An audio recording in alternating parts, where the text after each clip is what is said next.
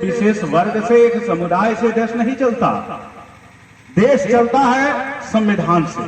संविधान की उद्देशिका में एक शब्द जोड़ा गया है, पंथ निरपेक्ष।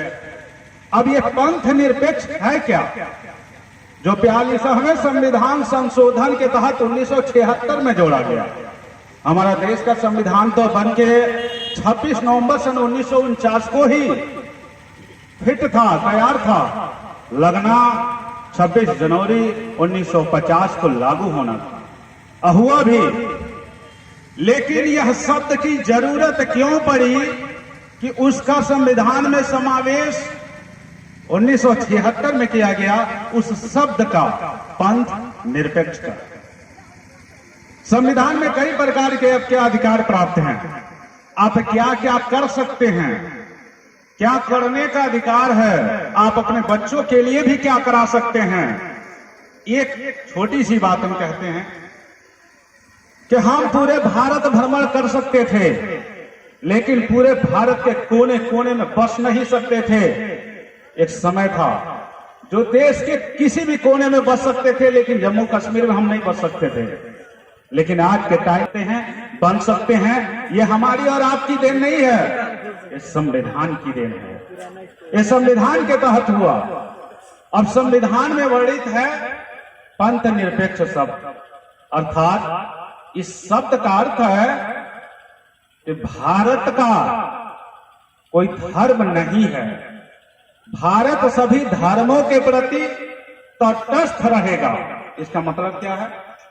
सभी धर्मों के प्रति तटस्थ रहेगा, अर्थात परिवार में अगर एक बाप होता है, उसके 4 बेटे होते हैं, 4 बेटों में जो जैसे करे। अगर कोई एक बेटा बाप के संपर्क में या उनके दिमाग के अनुसार चलता है तो परिवार तरक्की करता है। लेकिन अगर वही मनमानी चारों करते हैं तो बाप क्या करे? उसी प्रकार यह है, बाप कहता है जाओ तुम जो मन करे वो करो, हमसे उससे क्या मतलब है, हमको उससे तुमसे क्या मतलब, तुम जो मन करे वो करो। हमारा एक ऐसा समय आएगा जो जमीन हम तुम लोगों के नाम कर देंगे।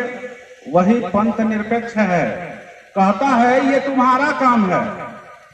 देवी देवता पूजा पाठ तुम्हारी आस्था है, तुम्हारा काम है, तुम करो। लेकिन मेरे नाम पे कोई धर्म नहीं है, मेरा कोई धर्म ही नहीं है। लेकिन मैं सभी धर्मों का सम्मान करता हूं, सभी बेटों का सम्मान करता हूं, सभी लड़कों का सम्मान करता हूं। मैं सभी लड़कों को जमीन लिख दूंगा। संविधान कहता है मैं सभी धर्मों के मानने वाले लोगों का सम्मान करता हूं, भारतवासियों का सम्मान करता हूं, अब चाहे किसी भी धर्म के। चलिए, एक बात तो समझ में आ गई कि देश संविधान से चलता है। पंथ निरपेक्ष की बात हम थोड़ा सा हम किए तो उसमें आया धर्म सब।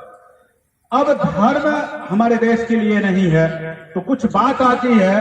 कुछ लोग कहते हैं सब ऊपर वाला करते हैं।